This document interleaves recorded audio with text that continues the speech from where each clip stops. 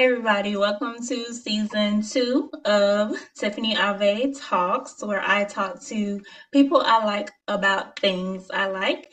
And his name is at Sauce Got Jokes. And today we are just going to talk about comedy, stand up, that type of thing, and get to know Sauce Got Jokes a little bit better. Welcome. What's happening? So, content creator, stand up comedian, all things comedy. I want to start first by just having you tell us a little bit about yourself, like your childhood, your upbringing, that type of thing. My childhood was cool, man. I grew up in this little country place called Newberry, South Carolina. So Okay. very much the country. You know what I mean? Like we drinking moonshine, shooting guns. You know what I mean? That's what we do. You feel me? But it's crazy growing up in the country. Like I think that's where the majority of my stand-up comes from is that like I wouldn't consider myself a dumbass. If that makes sense. Like as far as like, so imagine being the intelligent person around a whole bunch of dumbasses. Okay. So like, no disrespect, but like we at a population of 8,000 and we're surrounded by factories. So my hometown is literally there just to create workers, you know, and I couldn't beat it. You feel me? So like I'm just growing up around all the stuff where the goal is to graduate high school, get a factory job, get you one of these cheap houses, get somebody pregnant, boom, we living it. That's their dream. And me, nah, I want more out of life than that. So that's pretty much where my childhood stems. But other than that, it's been good. You know, I've been doing comedy almost 6 years and I love it. My favorite thing to do. Okay, nice. I kind of relate to what you said about like the hometown and like the expectations about growing up and what you're projected to do, that type of thing. So I guess when you say that, I guess what do you think kind of like stuck out to you to make like your line of thinking different? Like what made you just kind of gear away from like the ordinary? I would say I attribute it to my mother. My mom, she's originally not from my hometown, and Mm-hmm. she always wanted better, you know, and like when it came to like being out in these streets, like doing stuff, she was always like, nah, we're not gonna have you out in these streets. You're gonna do these extracurriculars, you know what I mean? You're gonna go cause she put me in swimming. I was the only black kid on the swim team for years. She made sure that I wasn't out here doing particularly, hood rat things, you know. Mm-hmm. So I attributed it all to my mother to like give me a different mindset. Like there's definitely more to life than what's going on right here in our face. So I definitely attribute it to my mother. But other than that, yeah, that's about it. Like as far as like different things that I consumed, like I was the kid that I wasn't I wasn't watching regular programming. Like I would watch like Animal Planet, Discovery Channel, all this stuff. So I'm like watching this educational stuff, instead of doing the other thing, if that makes sense. Like I didn't care about even though I did a lot of sports, I didn't care about watching sports and none of that stuff. So I just think I grew up with a different perspective all around. Okay, nice. So what got you into comedy? So I've always wanted to do comedy, but I didn't know I wanted to do comedy. So like what we would do as a family, we would all sit around and watch like Comic View when Comic View would come on. So Mm-hmm. like I would watch that and it was so funny to me, but I still had that small town mentality of, oh, I can't do that. That's what famous people do, you know? So I never was think that I could be the one to actually do that. But I've always held inside me that I held comedy at a high esteem because I always thought it was funny. I thought it was an incredible thing to do. I liked the way that the people reacted to it when the comedian was on stage doing all that. And Mm-hmm. I was just driving. I literally was just driving my car one day, and I was like, "Yo, I'm almost 30, and I ain't lived none of my dreams yet." So I was like, "Let's try it." So I found a local open mic, the Art Bar. Shout out to the Art Bar. First place I did comedy at. I seen that they doing open mics. I spent a month putting together some jokes, and I just went. And I sucked on my first time. It was terrible. It was tragic. Oh my God. And I sucked. I was doing the comedy and I was nervous. I had the nervous sweats and I was mumbling over my words and stuff. And then I got out of it. I started driving home and I was like, "That's very pussy of me." You know what I'm saying? I never been shy before, so I was like, "What's the difference?" So I was like, "Nah, I gotta go back and redeem myself." So I went back the next week and destroyed, and I've been doing it the whole time ever since. Yeah, Oh, okay. so that's what Oh, I'm saying. Don't so be hard. then I want to ask, do you have like any comedic inspos, like people that you look up to? Like locally or like famous people? Like, what do you mean? Maybe you could give some of both. Okay, cool. Some of both. So my favorite comedian of all time is Patrice O'Neal. He's passed away right now. I'm RIP to the GOAT. I like Patrice O'Neal, and what I found particularly interesting about his stand up is that he could say something that you utterly disagree with, like you're not on board with it at all. But Mm-hmm. his logic is so foolproof that you can't deny it. And Mm-hmm. I'm just like, I would love to be the person that could do that. Like there was such a powerful thing to me to be like, all right, you don't agree with what I gotta say, but you can't refute it. Am, Right. am I wrong though? Right? So like I've always feel like that position of power. I would love to be able to do that, you know? And when it comes to like locally, there's a lot of local comedians that actually I look up to that mentor me doing a lot of things. Like as far as like comedian Pudgy was my very first comedy friend. You know what I'm saying? And he was definitely giving me some pointers to the game of like stuff I didn't understand. Tyrone Burston, I talked to him a lot to where he was touring with Adele Givens a lot. So he can give me a broader insight to how the comedy business goes.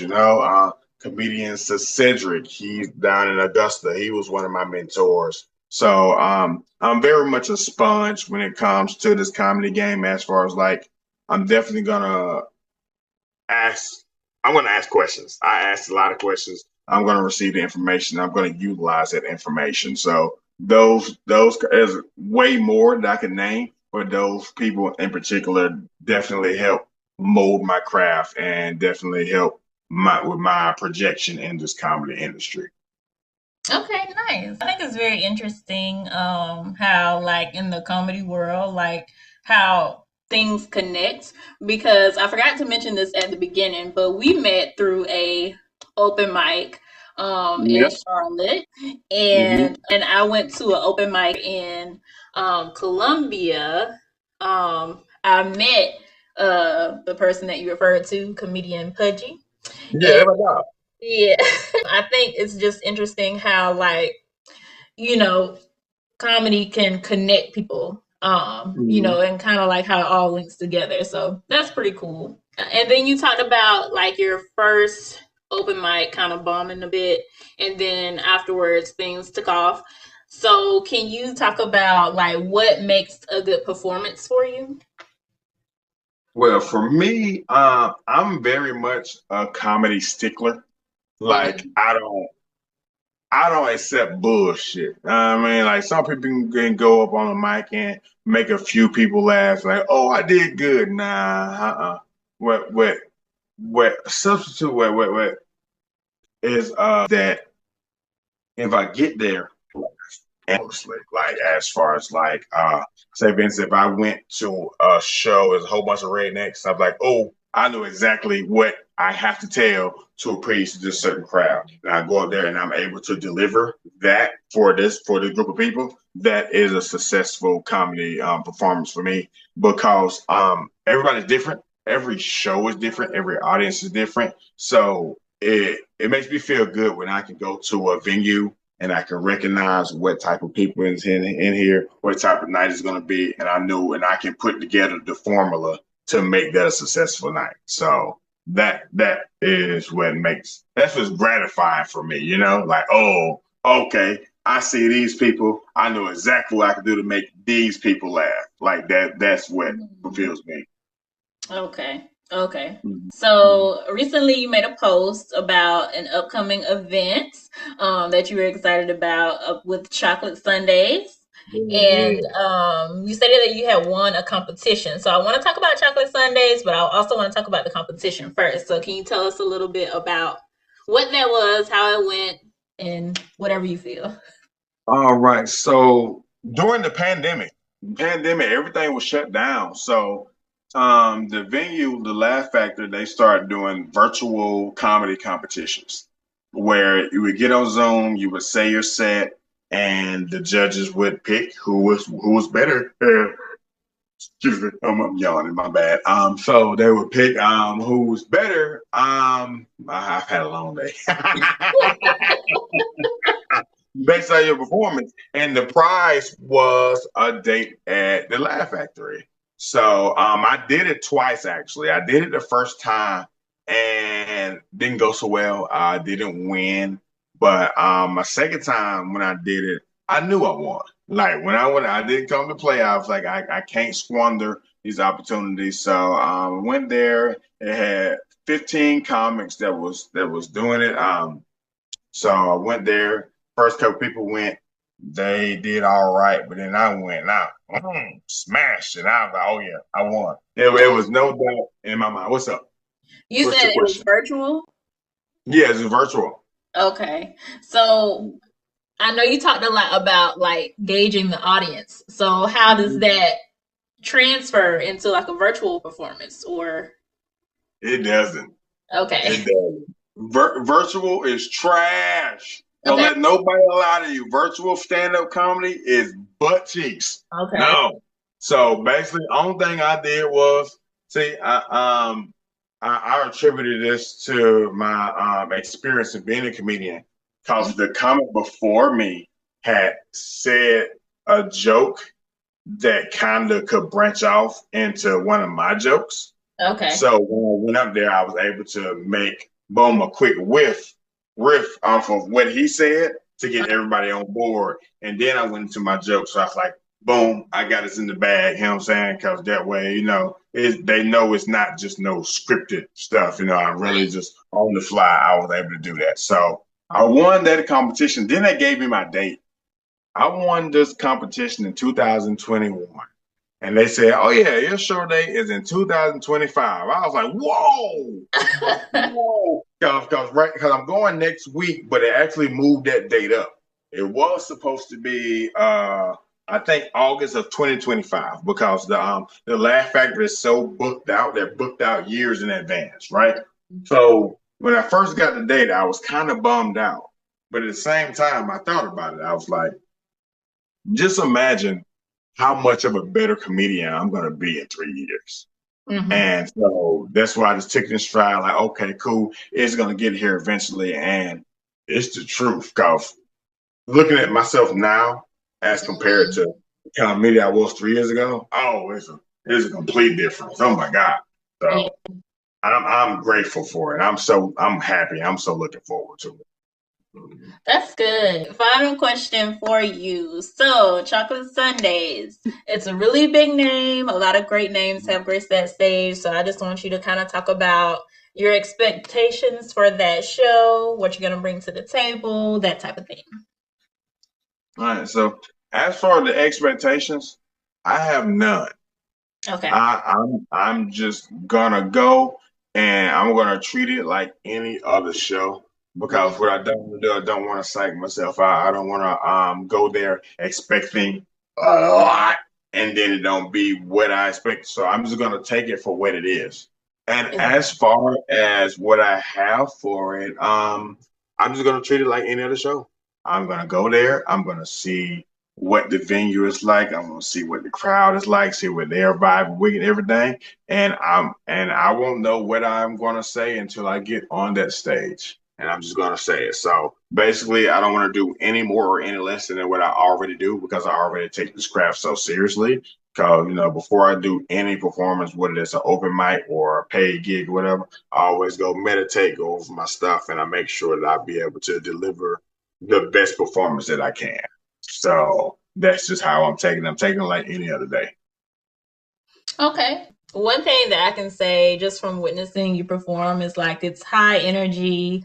Mhm. It's very like everything you say that I think it reflects in your performance. So I'm sure this will be great and an amazing opportunity, and I'm sure you will do well and manifesting more opportunities from that point. Thank you. You're welcome. I'm gonna tell them about you too, Tiff. I'm like, I got this girl named Tiffany. She gonna come through. All right. You want me to tell them about you? Okay, sure, that'll be great. I got you. So to wrap it up, I guess you can tell everyone about your social media, how they can follow you or get in contact with you. Okay. You can follow me on all platforms. At Sauce Got Jokes 71. That is Instagram, TikTok, and YouTube. But on Facebook, for some reason, jokes can't be a last name. So it's just Sauce Got Joke on Facebook. That's where I be at because I like cougars. So I be out there with the old heads on Oh, Facebook. Man, so yeah. okay. Well, I want to thank you for being a guest on Tiffany Ave Talks, and thank Appreciate everyone you. for watching. See you next time. All right, Tiff.